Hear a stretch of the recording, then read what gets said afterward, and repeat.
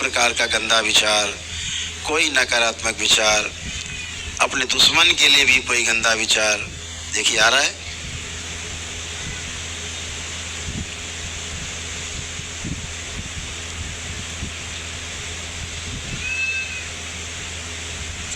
अगर नकारात्मक विचार नहीं आ रहा है तो दोनों हाथ उठा दो। किसी को भी नहीं आ रहा, सबके हाथ उठे हुए हैं, किसी को नकारात्मक विचार नहीं आ रहा है। ये आपके दरबार की लीला जो बगैर भजन के हो रहा है।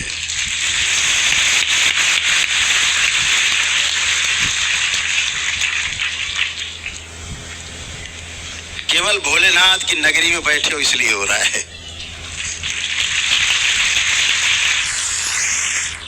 माँ के चरणों में हो इसलिए हो रहा है।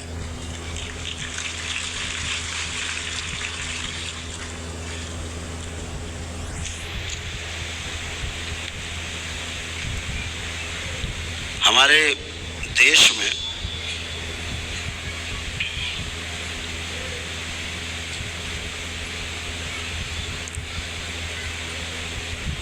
एक लंबी भीड़ साधु और बाबाओं की बन गई है। बहुत लंबी भीड़, नकली टाइप की भीड़, जिससे हमारे देश का जनमानस सबसे ज्यादा परेशान है।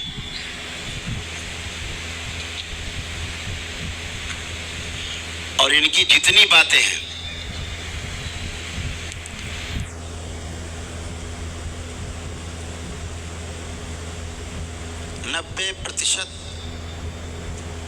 ऐसे बाबाओं की हम बात कर रहे हैं जो कथावाचक है, 90%,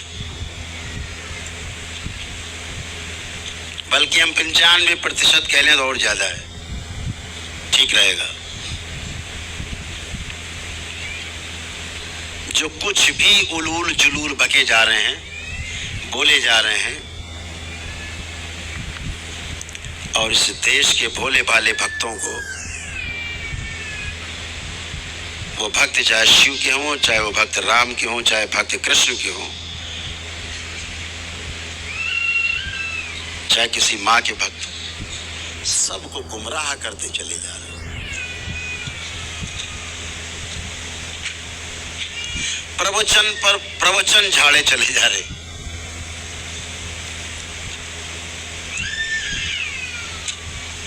प्रवचन शब्द का अर्थ है प्रमाणित वचन। प्रवचन का ये अर्थ कतई नहीं है कि आपने किताब में पढ़ा और बांच दिया।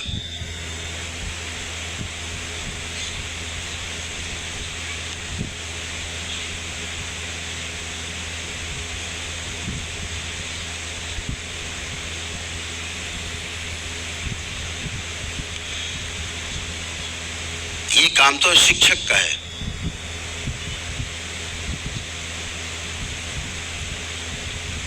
शिक्षक का कार्य है, जो हमें पीछे से शिक्षा मिली है, सूचना के रूप में जो हमको मिला है, वो है हम आगे सूचना के रूप में, बातों के रूप में हम आगे बोल दें।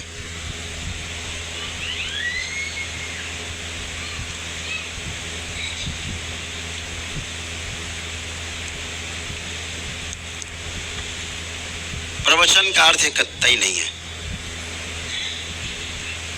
अभी प्रवचन ही शब्द का अर्थ का अनर्थ करके बैठे हैं ये कथावाचक।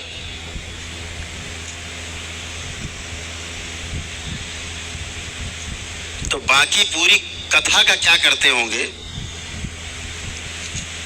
ये तो भोलेनाथ ही जानते।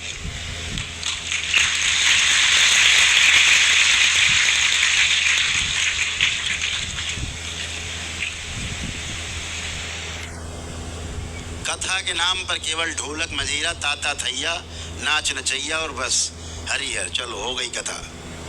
घर जाओ, घर में भी नाचो गाओ, ऐसे ही कूद का कूदम कात करो, हो गई कथा।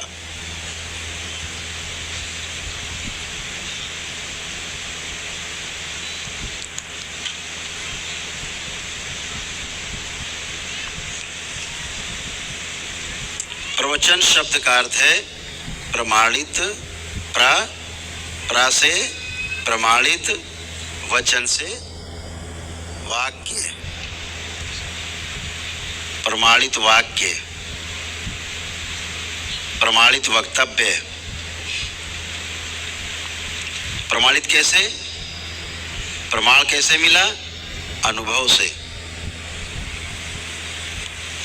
प्रमाण आपको हमेशा मिलेगा अनुभव से।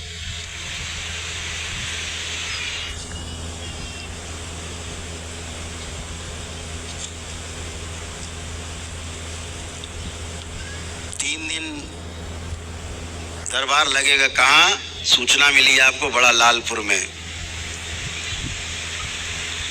हस्तकला संकुल में, दीनदयाल हस्तकला संकुल में, जहाँ बैठे।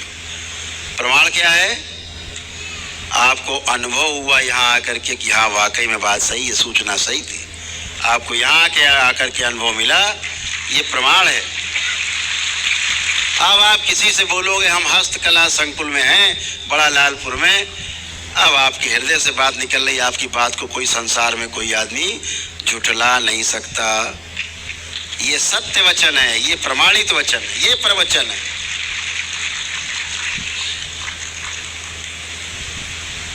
पहले अनुभव हुआ, फिर अनुभव का प्रमाण मिला, फिर हम बोले ये प्रवचन है।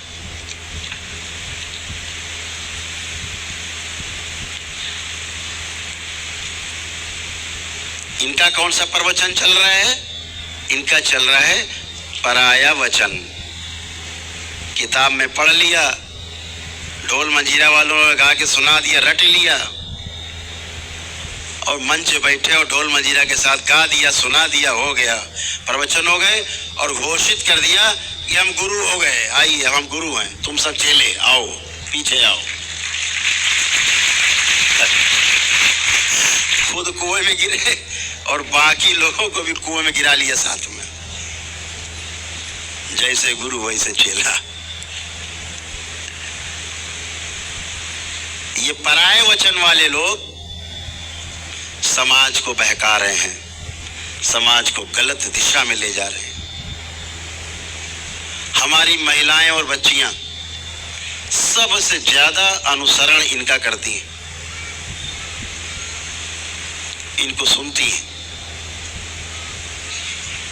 इसलिए सुनती हैं कि सुनाने वाला एक बहुत बड़ी भारी सिंहासन में बैठा है, चेहरे में पेंट वगैरह पोत लिया है, तमाम पेंट पोत के, बड़े बड़े बाल रखे, डिजाइनर बाबा बन के, बड़े बड़े माला और बड़े बड़े डाल के पुष्प, मुकुट उकुट लगा लिया, ऊपर से मुकुट उकुट और पहन लिया चांदी सोने के, पगड़ी पगड़ी बांध के बैठ गए, रूप बना के बैठ गए। ढोंग ढोंग बना के बैठे। हमारे भोली भाली माताएं बहनें प्रभावित हो जाती। वो ये नहीं देख पाती कि इस भोली भाली सूरत दिखने वाले के अंदर कोयले से भी ज्यादा कालिख भरी हुई है। इनकी नजरें कितनी गंदी हैं, ये नहीं देख पाती हमारी माताएं बहनें।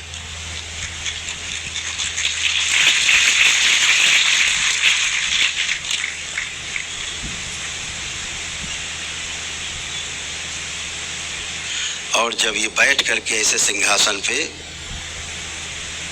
जिस माँ से जन्म लिया इन्होंने, जिस माँ ने इनको 9 महीने अपना लहू पिला करके पेट में अपने खून से सींचा, 9 महीने रख के पेट में, ये पैदा होने के बाद धोखे से सिंहासन पा जाते हैं, और जब उसी माँ को ये गाली देते हैं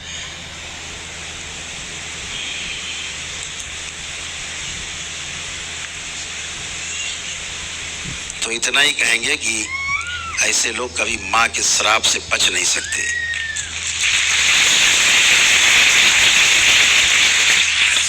उसी माँ को, उसी स्त्री को नरक का द्वार बता देते हैं।